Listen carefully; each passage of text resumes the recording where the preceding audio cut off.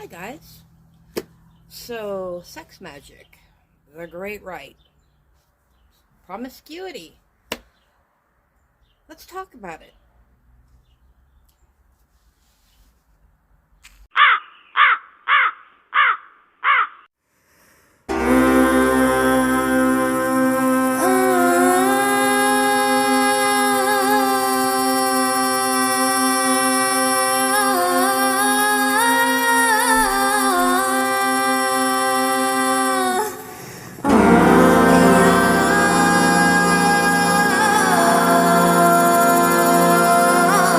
Oh, shit, my hand. Oh, shit, my hand. Stupid bloody candles. Stupid bloody candles. Shut up! Stop it! Will you stop it? Will you stop it? There's always one. Hi guys. So, I'm taking a break from my Indiana series for a bit. And this was a video that was requested for me to do a long time ago. And I've just never gotten around to it. And since I don't have my stuff, I figure, hey, there's no time like the present. So I'm just going to use the things that I do have. And a bit of a disclaimer, we will be discussing things of adult content and sexual nature on this video. So I'm going to do that disclaimer beforehand. Anyway, it was brought to my attention that someone had a lot of misconceptions when it came to witchcraft, Wicca, that type of thing. Although Wicca, how can I put this? Not all pagans are Wiccan, and not all Wiccans practice magic. There are practicing Wiccans that do not do spell work, that type of thing. Because people automatically call Wiccans Satanists. But the thing that was brought to my attention was that there are misconceptions in regards to the Great Rite and sex magic. And these are two different things, although one at times it is kind of ritualistic. But anyway, we're just going to get into it. Kind of sitting here because I've got my fingers as bookmarks today.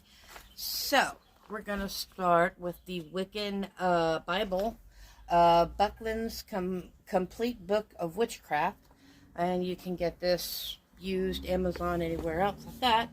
And then I have Web Path Center.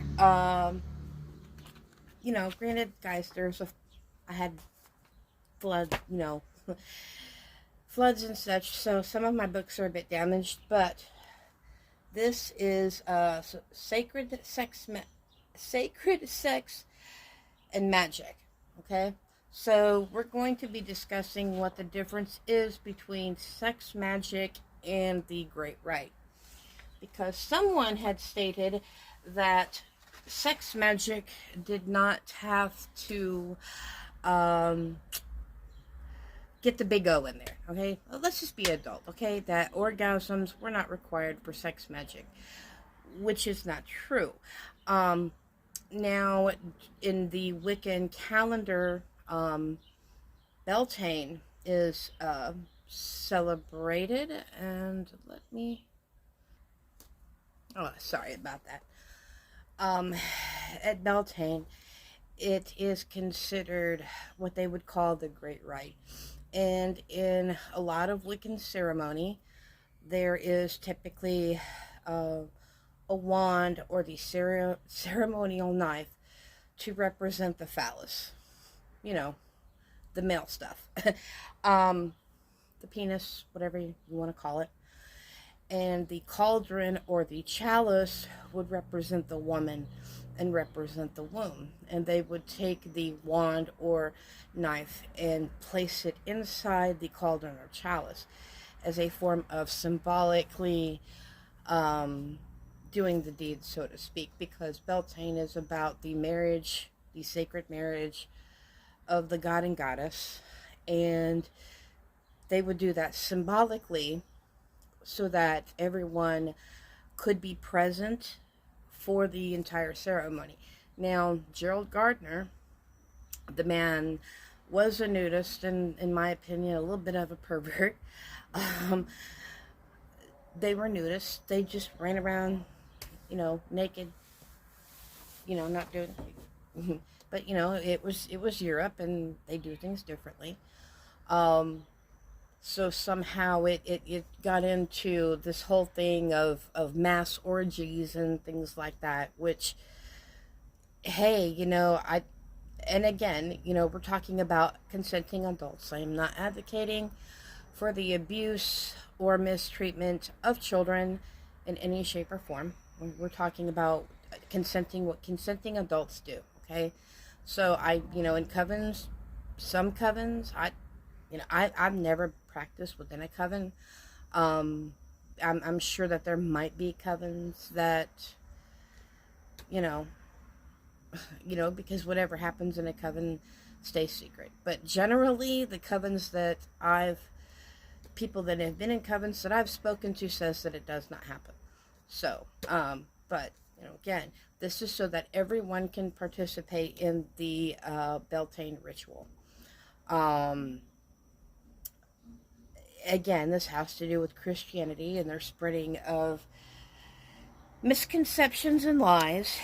And if you turn to page 8 in the lovely little Bible here, it does talk about how the Christian church designated when you could and could not do the deed, certain days of the week. And then if you, again, with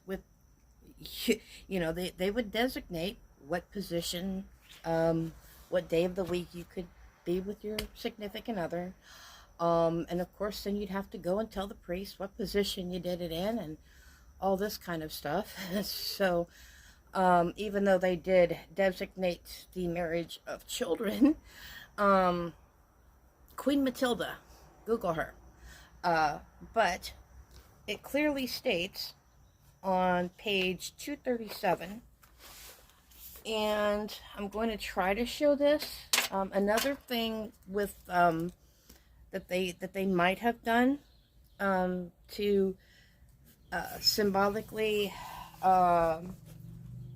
show the conception, because back at one point it was not legal. Your marriage wasn't legal if you didn't do the deed. So let's see. They would, of course, have puppets and tie them together, bind them together, in order to symbolically talk about basically the conception concerning, fertility, because when you do the deed, usually a kid comes out of the whole thing. Now, there are some cases where married couples, before, while they were planning, a married couple would go out into their field and, have intercourse. And in some situations, the lord of the town, the village or whatever, would, in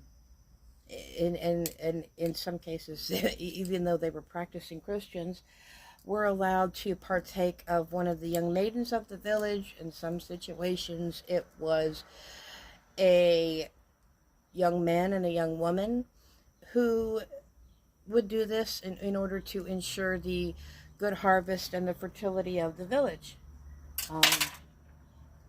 Is it still done? I don't know. But, again, but when it comes to sex magic, something,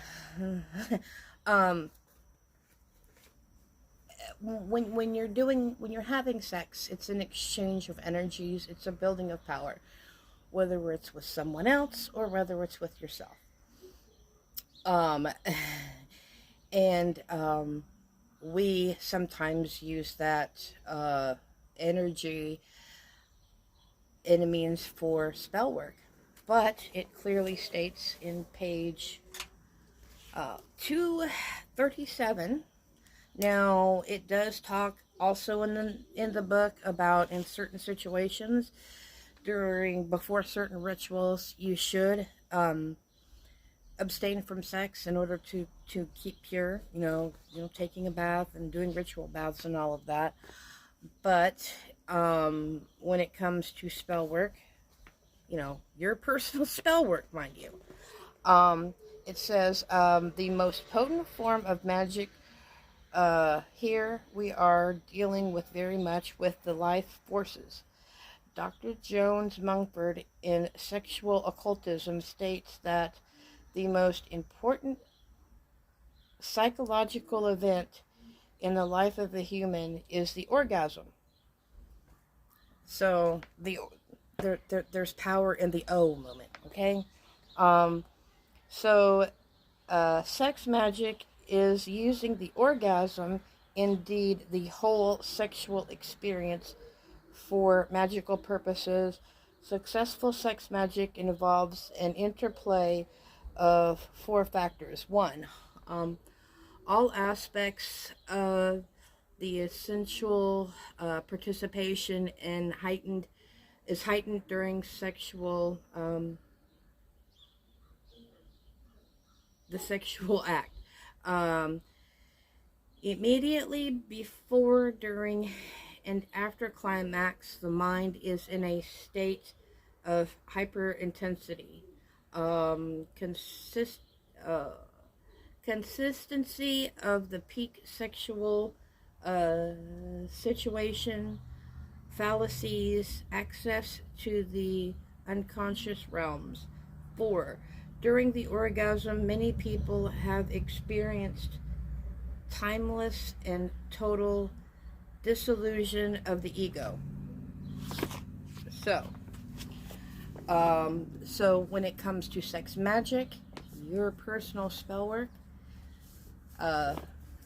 it is required. Now, not necessarily with the Great Rite. Now, when it comes to the Great Rite, and I will show the definition here, but there are all types of other uses for balancing your chakras. Again, the exchange of energies, just all types of things. But there's no like ritual, at least that I'm aware of.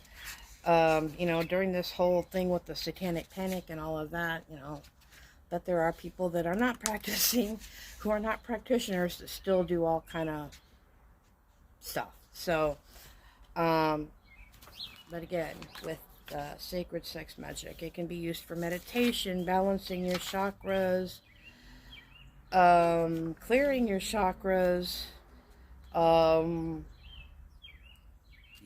help with visualization. There are people that know more about this than I do. It's not something,